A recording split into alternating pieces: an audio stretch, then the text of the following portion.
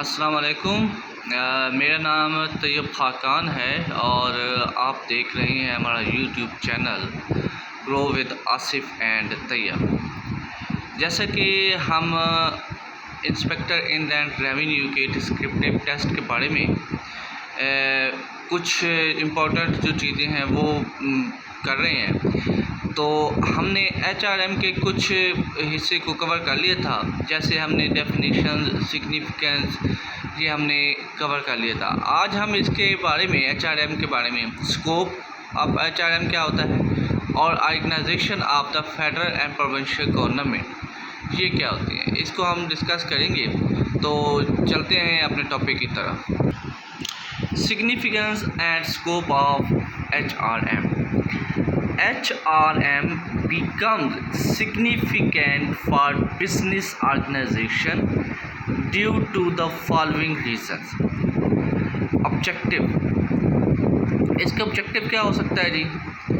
HRM helps a company to achieve its objective from time to time by creating a positive attitude among workers, reducing wastage and making maximum uses of resources etc. इसका objective क्या है कि जो wastage of time है उसको कम करना है और कम वक्त में ज़्यादा ऑब्जेक्टिव अपने अचीव करने हैं, वो भी पॉजिटिवली अचीव करने हैं। यानी आपने कम वक्त में अपने टारगेट को, अपनी गोल को अचीव करना है with A minimum time, with reduces the wastage and making maximum use of resources. ज़्यादा रिसोर्सेज को कम इस्तेमाल ना करते हुए और कम से कम वक्त में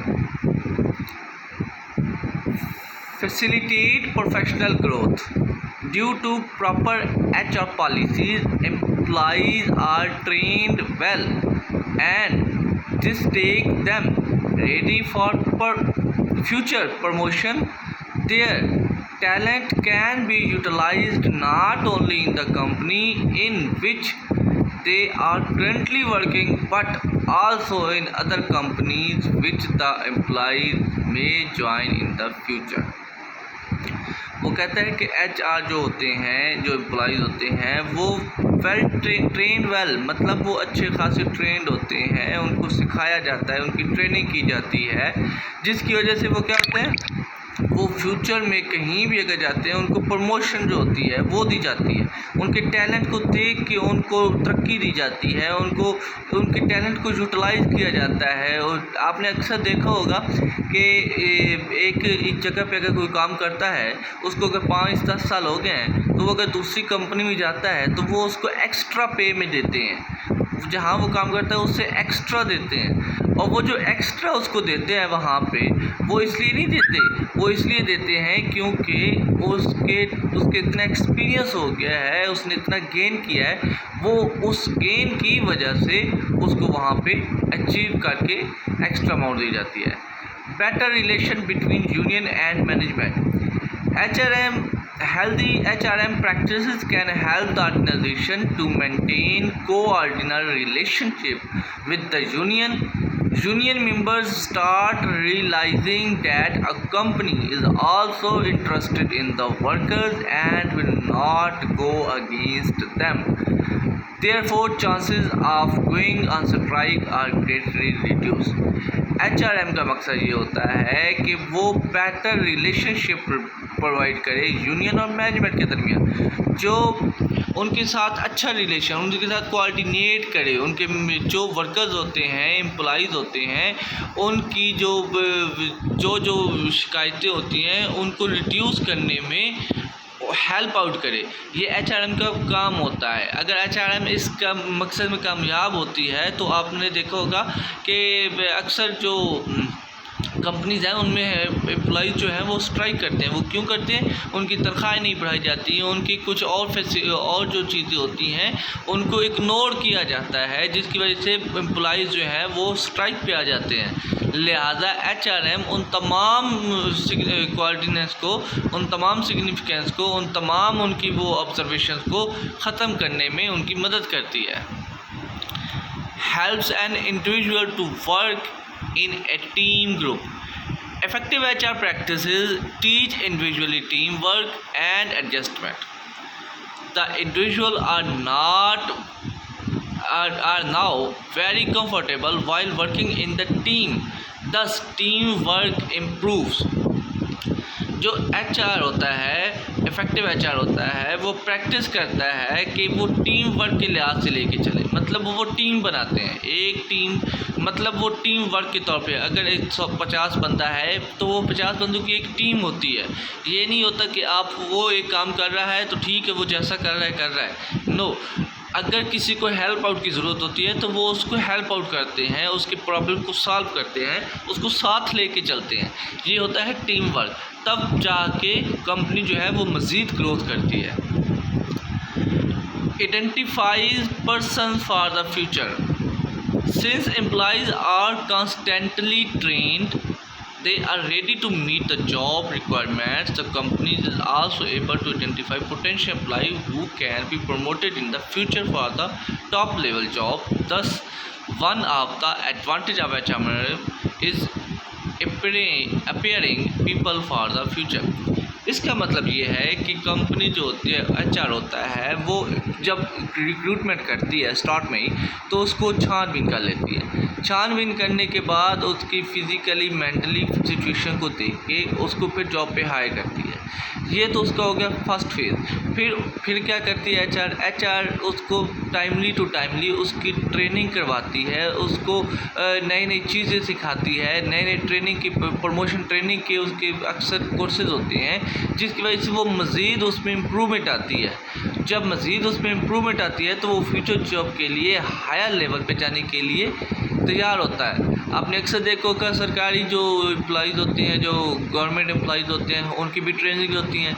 अगर एक 15 स्केल में है, 16 में है, उसकी आप ट्रेनिंग देख लें, उसकी ट्रेनिंग होती है 3 माह 2 माह की। फिर 17 की होती है, 17 में जो होते हैं उनकी भी ट्रेनिंग होती है 18 में जाने के लिए। जैसे जैसे मतलब आपने नेक्स्ट स्केल पे जाना है तो आपको ट्रेनिंग मस्ट करनी होती है। Allocating the jobs to the right person. If proper recruitment and selection methods are followed, the company will be able to select the right people for the right job. When this happens, the number of people leaving the job will reduce as the will be satisfied with their job, leading to decrease in labor turnover. वो कहता है कि right person for the right job होना चाहिए। HR का ये काम है कि वो जिस जगह जो बंदा रिक्वायर्ड है उस जगह वो ही बंदा लगाया जाए। फॉर एग्ज़ाम्पल, अगर एक बंदा वो अपनी कंपनी में एक अकाउंटेंट रखना चाहता है, वो सिंपल BA या BSc वालों को ले, तो क्या ये राइट पर्सन होगा? नहीं, नेवर। वहाँ पे कॉमर्स रिलेटेड बंदा ही उनको चाहिए। एक बंदा अगर मार्केटिंग में उन्होंने रखना है, क्या वो सिंपल MA वाला वहाँ पे चल सकता है? नहीं, वहाँ पे MBA मार्केटिंग वाला ही चलेगा। लिहाजा right person for the right job it's very important for the company. तो HR इसको बहुत ज़्यादा इसका ख्याल रखती है। Improves the economy. Effective HR practices lead to higher profit and better performance by companies. Due to this, the company achieve a chance to enter into new business and start new venture. Thus, industrial development increase and the economy improves. Economy को कैसे improve किया जा सकता है? अगर HR की effective practices हो, अगर HR ज़्यादा हो तो वो हायर प्रॉफिट गेन करके दे सकता है कंपनी को,